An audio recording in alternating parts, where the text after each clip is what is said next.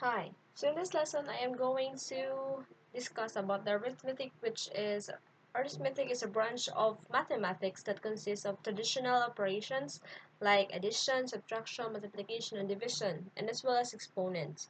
So today I'm going to demonstrate or show you how to solve binary using addition first.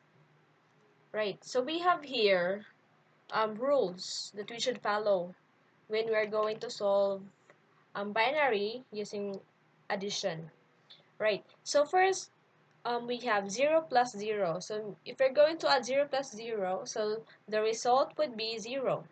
And if we're going to add 0 plus 1, the result would be 1. And if we say 1 plus 0, the result would be still 1.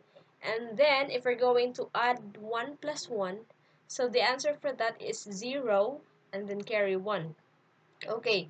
So the carry of course is imo man na siyang ipasa sa next nga tapat nga number. So which is, di ba kung mag-solve ka, mag-add, magsugod man jud ka mag-solve sa columns nga gikan sa right. Kasi pinakadaplin sa right dito ka magsugod. So mag-solve ka gikan sa right going to the left. So which is ang atong carry is padung sa left. Okay? Sige, to grasp this idea, so I have here an example. So let's say if we're going to add 1110 base of 2 plus 101 base of 2. Okay, first, we're going to add 0 plus 1 since siya man nasa pinakatumoy. Okay, so if you're going to add binaries, ang kanang base of 2, kana siya, don't mind lang na siya. Okay? Ilahanan lang na siya nga ang number nga imong gi-add is binary. So that's why na siya base of 2. So first, 0 plus 1. So of course, the correct answer is 1. So second is 1 plus 0. So that's still 1. And then if we're going to add 1 plus 1, okay. So if we're going to look at the rules on the left side, so we have 1 plus 1, that is 0. So it means the answer is 0. But we have to carry out 1. Atong i-carry si 1 sa left. Okay. So which means, ingana na yung forma. Alright, so are we done? Okay, we are not done yet. So we're going to add 1, the 1 and the carry plus 1. Kanang carrying a 1.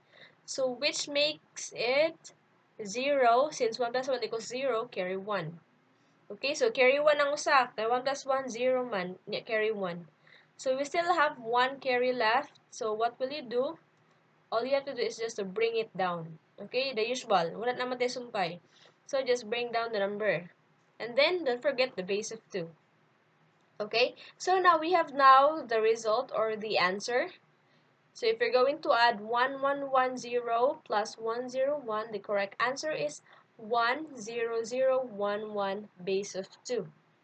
Alright, so now let's try to prove that 1 plus 1 equals to 0 carry 1. Okay, kanina nasa to ang table. 0 carry 1 man dyan na siya.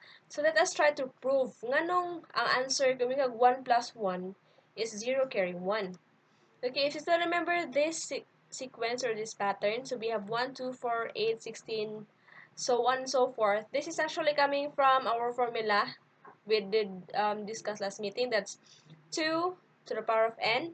Okay, so 1, 2, 4, 8, 16 mo na itong pattern. So if you're going to put the numbers nga kaning 0 o 1, kaning result ni siya sa 1 plus 1. So, mo na siya. So, 0 again, 0, and carry 1. So, kaning color yellow nga 1, mo na siya bali ang carry. Okay, so we're going to explain nga ang 1 plus 1 sa binary, ang iyang answer is 0 plus 1. Okay, so as you can see, si 1 natungod siya ni 2. Which means that if you're going to convert 1, 0 in binary to decimal or to whole numbers nga kanang atong gigamit, so which means that is equals to 2. Okay? So pasabot sakto ra. Which means nga si 1 plus 1 sa atong nailhan from elementary is correct with same thing siya kung mayon ka og 0 plus 1 in binary. Okay? So which means nagkasinabot ra sila. Right, so if you have any questions regarding addition, so you can write your comment below, or you can write your questions in our group chat. Right? Thank you and God bless.